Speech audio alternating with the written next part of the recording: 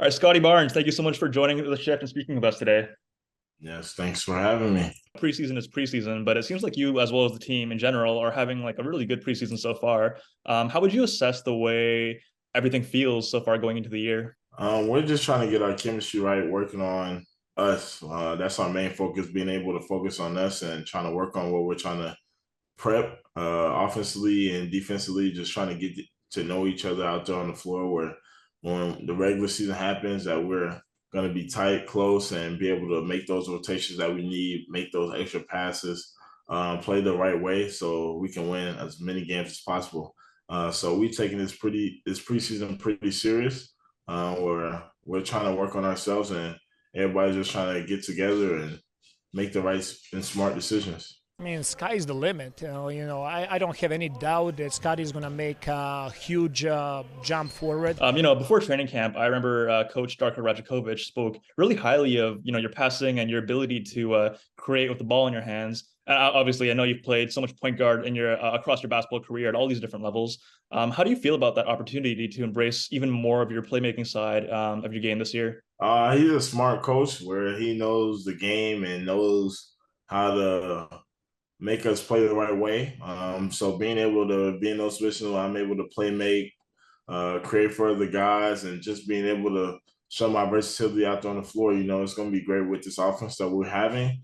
And that's one of the main things we're just working on, being able to move the ball and being able to find each other and just sharing the rock. I feel like I'm a great playmaker. I see the floor really well. So it just all helps and takes part of the offense. And now that you're two years in this league, I'm curious from like a passing and a court vision perspective, what would you say is the biggest thing in terms of learning or perhaps adjusting to how to read an NBA defense? Some teams, they have preset defense where they already know what the next rotation is.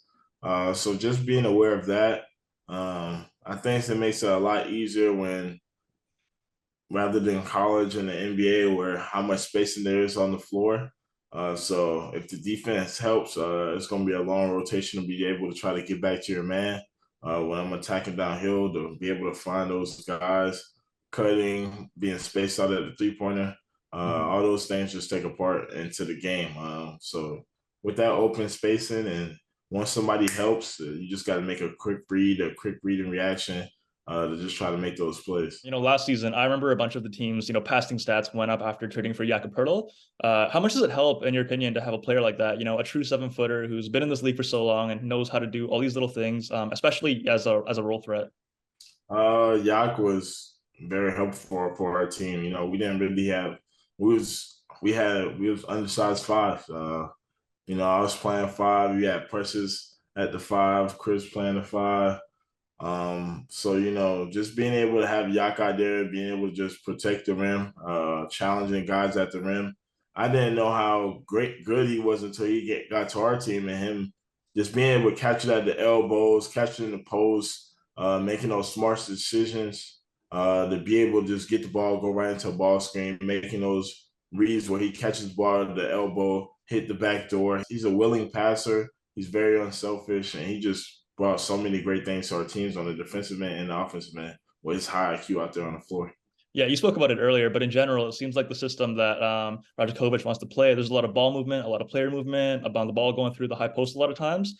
What have you seen from the way this team is adapting to the style of play so far? It's going really well for us. Everybody on our team is unselfish, so we're trying to play the right way.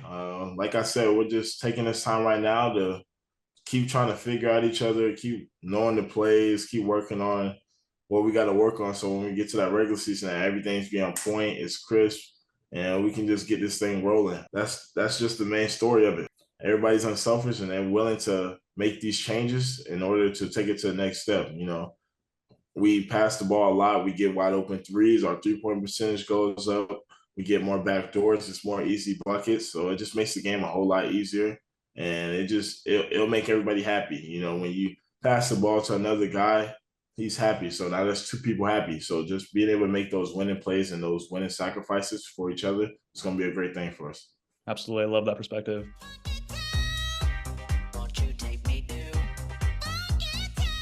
Grady Dick, he's genuinely seems to me like such a hilarious guy. He is. What He is his is. presence in the locker room like so far? Is he as funny in person as he comes across online? Yes, for sure. He always comes in the gym with a smile, gives like his goofiness to him. I like it. We need that energy, and that's what a lot of guys on our team are showing. So Grady, he's always coming in with energy, making jokes, laughing. He's a funny guy. He's a funny guy. I love it.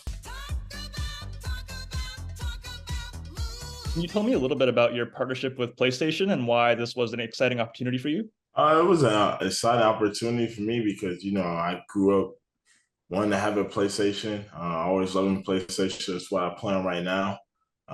It's just like something where it's one of my peacemakers with being able to play games and being able to connect with my friends, and it just always keeps us close together. I've seen, the NBA 2K streams. I remember the Warzone streams, which I really enjoyed personally. What are your favorite games to play right now? Since 2K came out, I'm only playing 2K right now. But before that, pre 2K 24 came out, I was playing Call of Duty, Rocket League, Fortnite. I used to play Freddy. So I used to play a lot of games, but since 2K24 came out, I'm only really focused on 2K24. I gotta grind my badges, get my bills right. And I just gotta play with my Prem team, trying to get better with these guys. Absolutely. I heard the badge grind is unreal this year. W's in the chat. W's in the chat.